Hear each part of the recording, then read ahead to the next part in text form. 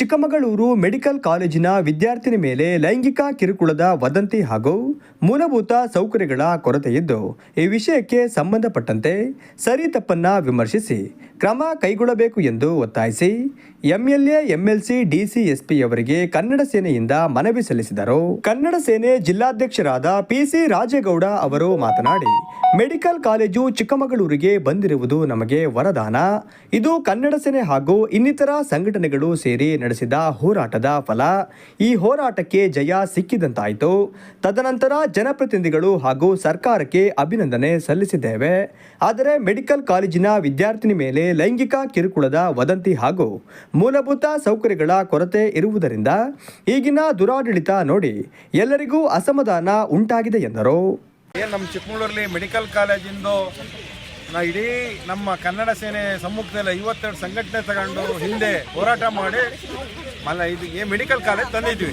ಆದರೆ ಅಲ್ಲಿ ಏನು ನಮ್ಮ ಮಧ್ಯಮ ವರ್ಗದವರಿಗೆ ಮತ್ತು ನಮ್ಮ ಚಿಕ್ಕಮಗಳೂರಲ್ಲಿ ಏನು ಆಸ್ಪತ್ರೆಗಳು ಜನಸಂಖ್ಯೆ ಜಾಸ್ತಿ ಇದ್ರ ಮೇಲೆ ಇಲ್ಲಿ ಒಂದು ಮೆಡಿಕಲ್ ಕಾಲೇಜ್ ಹಿಂದಿನ ಸರ್ಕಾರ ತಗೊಬಂದರು. ಆದರೆ ಇವತ್ತು ನಮ್ಮ ದುರಾದೃಷ್ಟ ಅಂತ ಕಾಣುತ್ತೆ. ಯಾಕೆಂತಂದರೆ ಅಲ್ಲಿ ಬಡವರ ಮಕ್ಕಳು ಮತ್ತು ಕಾರ್ಮಿಕರಿಗೆ ಎಲ್ಲ ಅನುಕೂಲ ಆಗಲಿ ಅಂತ ಮಾಡ್ಕೊಬಂದರೆ ಅಲ್ಲಿ ಏನು ಮಹಿಳೆ ಮೇಲೆ ದೌರ್ಜನ್ಯ ಅಂತೆ, ಮೂಲಭೂತ ಸೌಕರ್ಯ ಇಲ್ಲ ಅಂತ ಹೇಳಿ ಮಾಧ್ಯಮ ಮುಖಾಂತರ ನಾವು ನೋಡೋ ಅಂಥ ದೃಶ್ಯಾವಳಿ ಆಗಿಬಿಟ್ಟಿದೆ.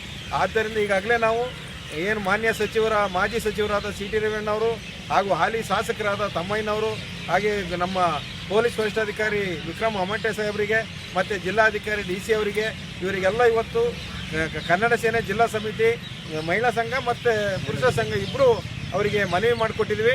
ಯಾವುದೇ ಕಾರಣಕ್ಕೆ ನಮ್ಮದು ಏನು ಮೆಡಿಕಲ್ ಕಾಲೇಜು ಒಂದು ಕಪ್ಪು ಚುಕ್ಕೆ ಬರೆದಂಗೆ ಮೂಲಭೂತ ಸೌಕರ್ಯ ಇರ್ಬೋದು, ಅಲ್ಲಿ ಏನು ಆಗ್ತಾಯಿದೆ ಅನ್ಯಾಯ ಅದನ್ನು ಸರಿಪಡಿಸ್ಕೊಡ್ಬೇಕು ಅಂತೇಳಿ ಅವ್ರಿಗೆ ಮನವಿ ಕೊಟ್ಟಿದ್ವಿ.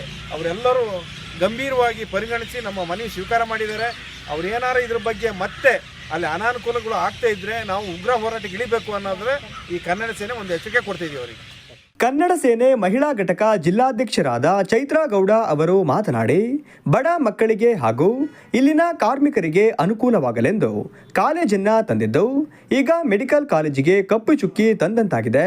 ಇನ್ನು ಮುಂದೆ ಚಿಕ್ಕಮಗಳೂರು ಮೆಡಿಕಲ್ ಕಾಲೇಜು ಎಂದರೆ ಯಾರೂ ಆಯ್ಕೆ ಮಾಡಿಕೊಳ್ಳಲಾಗದ ಪರಿಸ್ಥಿತಿಯಾಗಿದೆ ಎಂದರು.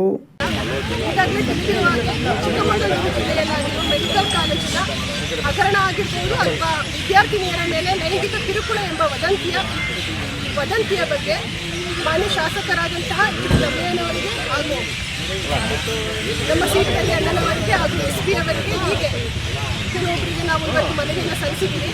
ನಮ್ಮ ಮನವಿ ಇಷ್ಟೇ, ಏನು ಮೂಲಭೂತ ಸೌಕರ್ಯಗಳ ಕೊರತೆ ಇದೆ ಆ ಮೂಲಭೂತ ಸೌಕರ್ಯಗಳನ್ನು ಅದು ಶೀಘ್ರವಾಗಿ ಸರಿ ಮಾಡಿಕೊಡ್ಬೇಕು. ಜೊತೆಗೆ ಏನಿವತ್ತು ವಿದ್ಯಾರ್ಥಿನಿಗಳ ಮೇಲೆ ಲೈಂಗಿಕ ಕಿರುಕುಳ ಎಂಬ ವದಂತಿ ಇದೆ ಅದ್ರ ಬಗ್ಗೆ ಸತ್ಯ ಅಸತ್ಯನ ಪರಿಶೀಲನೆ ಮಾಡಬೇಕು. ಕನ್ನಡ ಸೇನೆ ಕರ್ನಾಟಕದ ಮಹಿಳಾ ಘಟಕದ ಎಲ್ಲ ಪದಾಧಿಕಾರಿಗಳ ಪರವಾಗಿ, ಇಡೀ ಮೆಡಿಕಲ್ ಕಾಲೇಜಿನ ವಿದ್ಯಾರ್ಥಿನಿಯರ ಪರವಾಗಿ, ಎಲ್ಲ ಸಾರ್ವಜನಿಕರ ಪರವಾಗಿ ಕೈ ಮುಗಿದು ಬೇಡ್ಕೊತಿದ್ವಿ. ವೈಯಕ್ತಿಕ ಭಿನ್ನಾಭಿಪ್ರಾಯಗಳನ್ನ ದೂರ ಇಡಿ, ರಾಜಕೀಯ ಭಿನ್ನಾಭಿಪ್ರಾಯಗಳನ್ನ ದೂರ ಇಟ್ಟು ದಯವಿಟ್ಟು ಜನನಾಯಕರು ಈ ವಿಶ್ವಕ್ಕೆ ಶೀಘ್ರವಾಗಿ ಸ್ಪಂದಿಸಬೇಕು ಅಂತ ಈ ಮೂಲಕ ಕೇಳ್ಬೇಕು. ಮನವಿ ಸಲ್ಲಿಸುವ ಸಂದರ್ಭದಲ್ಲಿ ಸತೀಶ್ ಕಲ್ದೊಡ್ಡಿ, ಕಳವಾಸೆ ರವಿ, ಅನ್ವರ್, ಜಯಪ್ರಕಾಶ್, ಪಾಲಾಕ್ಷ, ಸುಜಾತ, ಇಂದಿರಾ, ವಿಶಾಲ, ದ್ರಾಕ್ಷಾಯಿಣಿ, ಪೂಜಾ, ಮಂಜು, ಸರಸ್ವತಿ ಉಪಸ್ಥಿತರಿದ್ದರು.